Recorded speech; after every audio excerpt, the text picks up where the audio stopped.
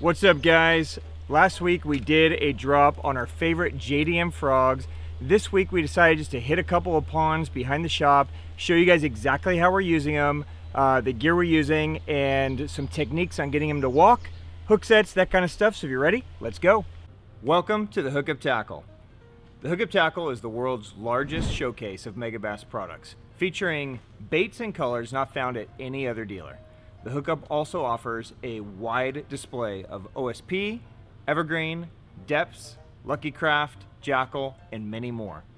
The Hookup Tackle is owned and operated by family, is staffed by guides and verified tackle nerds who love helping anglers elevate their craft. If you're in the Phoenix area, we'd love to have you stop by our showroom and check out the wonderful world of Megabass and the Hookup for yourself. If you shop online, there are almost 10,000 SKUs of Megabass products alone, with hundreds of other companies and new products being added daily. So next time you're looking for that hard to find bait, that color your fish have never seen before, or maybe you just want to elevate your game, look at thehookuptackle.com. All right, welcome back, my friends. I am Ben with my boy Griff, aka the self-proclaimed best frog fisherman in Arizona. The best.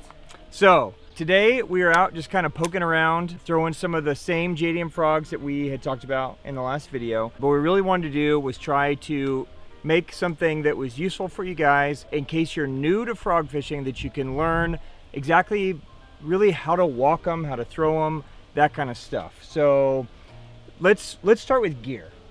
Okay, and then we'll demonstrate kind of how we're walking these things, exactly what we're doing. For us, today we're fishing from shore, but we use the same gear when we're fishing from a boat. It doesn't really matter. For us here in Arizona, we're really working more open water, wouldn't you say? Yeah, it's definitely mostly open water. So even though we're in a place today that's got trees and it's got, I don't even know what this, a bunch of aquatic vegetation, tules, reed lines, we're still putting the frog up in the stuff, but then we're trying to get it to kind of walk out of that stuff. Yeah. So for me, having a frog rod in that 7 to 7.4 range, I like a 7 foot, 7.2, a little bit shorter, so I can be a little more accurate. I can cast it around some of these overhangs and trees, is really critical for me. What about you with length and that kind of stuff? Yeah, so I like to go from like a 6.6 to a 7.2. Okay. Somewhere in that range. Depending on what I'm throwing and how much space that I have. I fish a lot of tight spots, so the shorter rod does well for me. Yeah. So you guys will see a lot of frog rods in the market that will range anywhere from, like Griff said, 6.5 feet all the way to like high 7s. Like there's a lot of frog rods that are like 7.8, 7.9, right? Yeah. Those longer rods tend to be better for, you know, if you're pulling up and there's just a huge mat, right? and you're gonna throw your frog all the way over a mat, and you may get bit way out there and you need to kind of jack them, think of it more as almost like a flipping stick or a punching rod. Whereas for our style of fishing where we have more open water, the shorter rods tend to be better. Yeah. Okay, so what we're looking for in a frog rod is obviously, you know, we're throwing this stuff on braid. So I pretty much live on 70-pound braid, 65 or 70 depending, 70-pound samurai or 65-pound something else. What do you have on your sticks today? So on this one I have 55 samurai. Okay. And then I have 30-pound J braid on this one. Okay. And why did you go lighter braid on that setup and a little heavier on that one? So this one right here, I'm gonna throw 100% in open water. Okay. I'm not looking for cover or anything like that. I'm throwing a smaller frog, usually like Kyera, a pony, the whacker frog, or the choker frog, something really small. So yep. I just wanted to keep everything small and tight, and then I don't need the big heavy braid because I'm not pulling them out of the crazy stuff. Right. And then I'm not requiring major hook sets on this either. So what stick is that? Tell what is this setup? Okay, so this is the Destroyer Carbon Head Lily Pad Survivor. It's a 6'7" medium heavy. And it's kind of designed as that rod that you just mentioned that you like. Yeah. That shorter, more open water, great for the smaller, lighter frog. Yeah, definitely. Cool. It works great. It has a little bit softer of a tip than I'm used to for a frogging rod, but with the small frogs, it works just great. You just use those short little taps, and it just walks them like crazy. Cool. And then talk to me about both of our favorite frog rod here. All right, this is the TS Destroyer Poker. 7'2". It's rated as a medium heavy, but it's a heavy. We all know better than that. Yeah. It's a heavy, but I think what's special about this rod, so you're throwing the Poker, I'm throwing the Deps Sidewinder Bush Viper. It's a 7-foot. Again, it's rated as a heavy, right? But what we're looking for on these is we're looking for a really stout rod that has just a little bit of tip to it. Yeah. Right? So whether it's the Deps or whether it's the Poker here, you know, you've got just a little bit of tip, right? And then backbone. And that tip is critical for getting the frog to walk. Wouldn't you agree? Yeah. Yeah, so a lot of guys think, oh, okay, you're going 70-pound braid, let me just get a super heavy, stiff rod, but then you're not gonna get, I guess if all you're doing is just poking holes or throwing at heavy shit all the time, it'd be fine. But there's no way we could get it to walk. No. If there's no tip. No, you need the tip to get to walk, because if you're not doing that, you're just pulling it. Right. You're pulling and not walking, and you're just not gonna get bit like that. Right. So let's talk about how we're working the bait, because I think walking a frog is probably one of the frustrating things for guys as they're getting into frog fishing. Wouldn't you agree? Yeah. Okay. So if you guys are used to throwing like a walking topwater bait, like a, you know, a kick knocker, a shower blows, super spook, that kind of stuff, then you're used to being able to give it pretty good jerking movements with your hand, right? And the bait itself is designed to kind of pull side to side. With a frog, you know, whether you're throwing something like this guy that's a popper style, what do you got? You got a big gabbit on there. So again, kind of a popper style front. You've got a Gavacho, right? Yeah. So with the frog really isn't what's moving side to side, it's your braid, okay? So when you move the frog, the braid is actually, it's going to move, and then the braid is going to create a loop, or kind of this little bend to it. And then when you pull it back at the right amount of oomph, it's going to yank the frog back this way, and then that braid is going to go back to the other side. And then when you pull it, it's just going to keep following the line, right? But because these baits are so small, your movement has to be very, very delicate, right?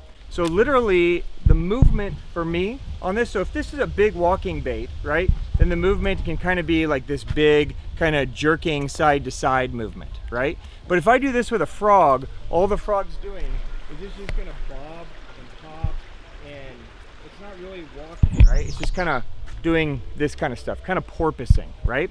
So what I want to do instead with the frog is I want to almost just squeeze my hand. So basically the way I hold my rod is I'm almost just squeezing with these two fingers here, and I'm just kind of squeezing the rod down. And so it's a very small, very controlled motion. I can continue this all day because I'm not really bending my arm I'm not really using my forearm. I'm kind of just locking everything in place, right?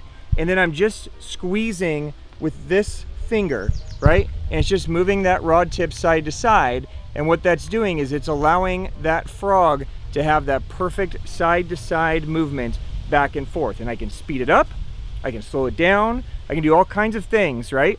But this also allows me to keep my body ready so that when they eat, I'm in the right position to swing, right?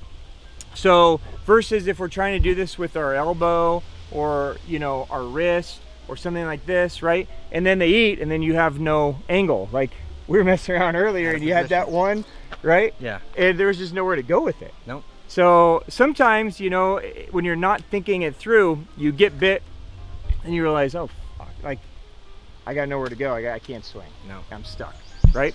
So really, really critical, guys, is you're walking these frogs to just squeeze. All it is a squeeze. And if you have the right rod, the tip of the rod is just going to flex just a little bit, right? It's going to allow that frog to move side to side, and that's it. Okay, super simple.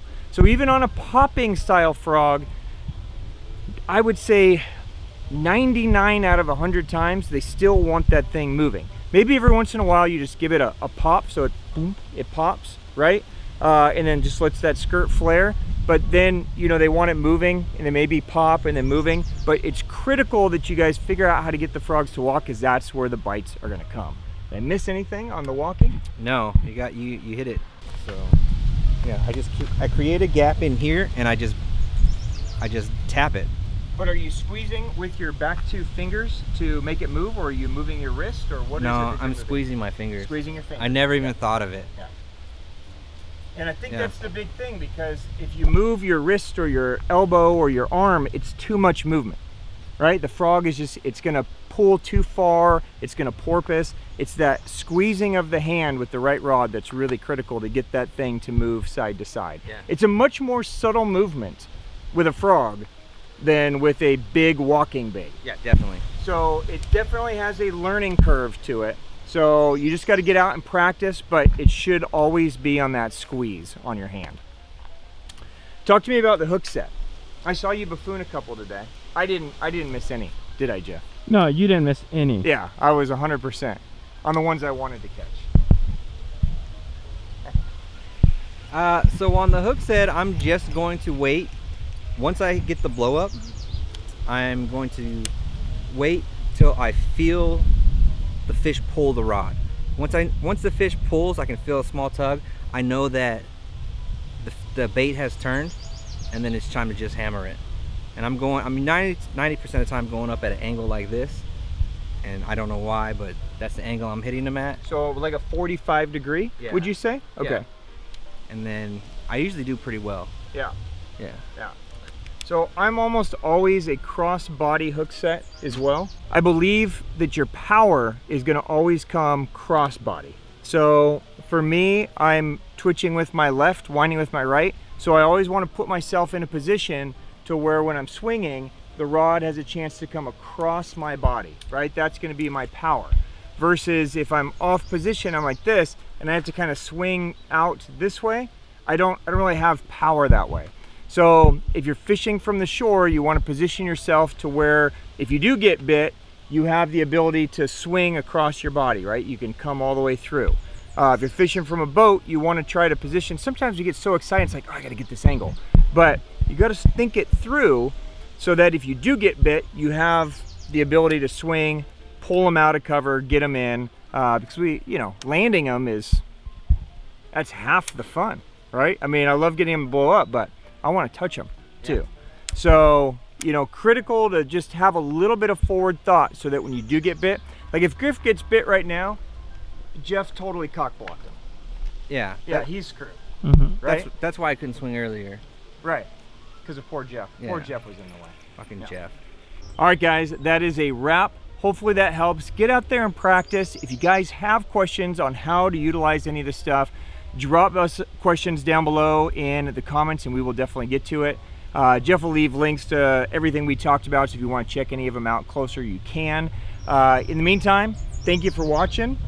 Go out, enjoy frog fishing this spring. Let's go catch a couple more. Let's go. go.